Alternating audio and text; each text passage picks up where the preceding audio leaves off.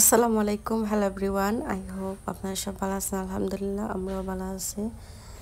তো গেছে 2-3 দিন ধরে তো খুব বেশি মেঘ দেয়, সারাদিনও মেঘ দেয়, বিকাল টাইমে কিছু সময় থামায়। তো আমিও প্রায় তখন 2টা হয়ে গেছে ও টাইমে, মানে বৃষ্টির দিনও একটু আলসামি করে। আর ঘরের ভিতর তো কাজ থাকে, টুকটাক কাজ। আর এমনি রোদ দিলে লাগে যে অনেক কাজ করা যায় বা অনেক কাজ থাকেও। আর বৃষ্টির দিন তো লেট করে ঘুম থেকে উঠেন সব, তো আমিও ওরকম লেট করে উঠছি। আর আম্মাও বাড়িতে আসলা না, মানে আম্মা সুমা জনে তারা 3জন বাড়িতে আসলাম না।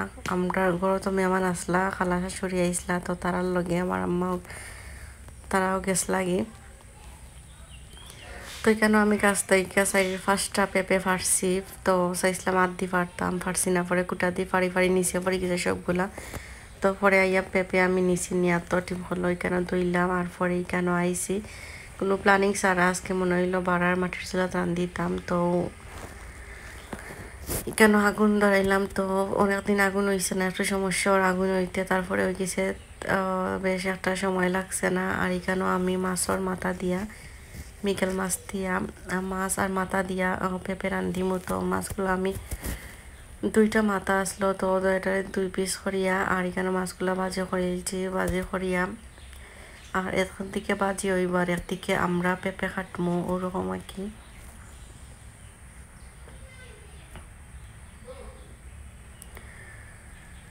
তো এখানে অলরেডি এক সাইড ভাজি হয়ে গেছে, তো আর এক সাইড উল্টাইয়া দিলাম, তো ভাজি হয়ে যাব।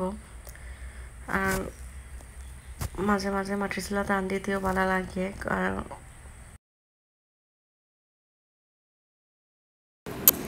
তো আমার ভিডিওটা যদি আপনার কাছে কোনো অংশে ভালো লাগে থাকে তাইলে অবশ্যই একটা লাইক দিবা। আপনার একটা লাইক আমার অন্য অন্য বন্ধুদের কাছে পৌঁছায়।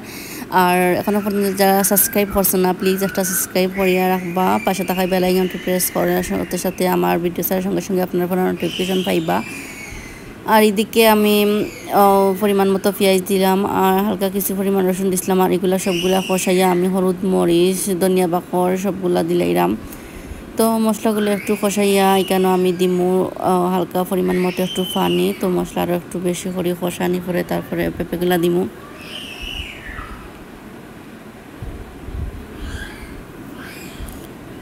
আর এই পেঁপে রান্ধিবার সময় আমি লবণ দিতে ভুলে গেছিলাম, আর অনেক সময় লাগছে সিদ্ধ হইতে। তারপরে যখন একটু টেস্ট করলাম আর মনে হইলো যে লবণ দিছি না, মনে হয় তখন থেকে একটু দিছি না।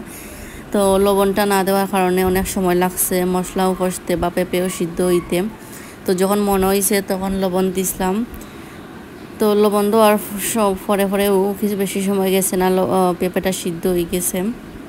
আর রিঙ্কুর পেঁপেটা খুব বেশি টেস্টি আসলো। আর আমি যখন ভিডিওটা আজকে দিলাম, একটা প্রায় 1 মাস আগর ভিডিও, তো নানান মানে আলসামির কারণে ভিডিও করা আসলো, তো আমি ভিডিওটা মানে আপলোড করতে পারছি না। তো অবশেষে আজকে আপলোড করলাম ভিডিওটা।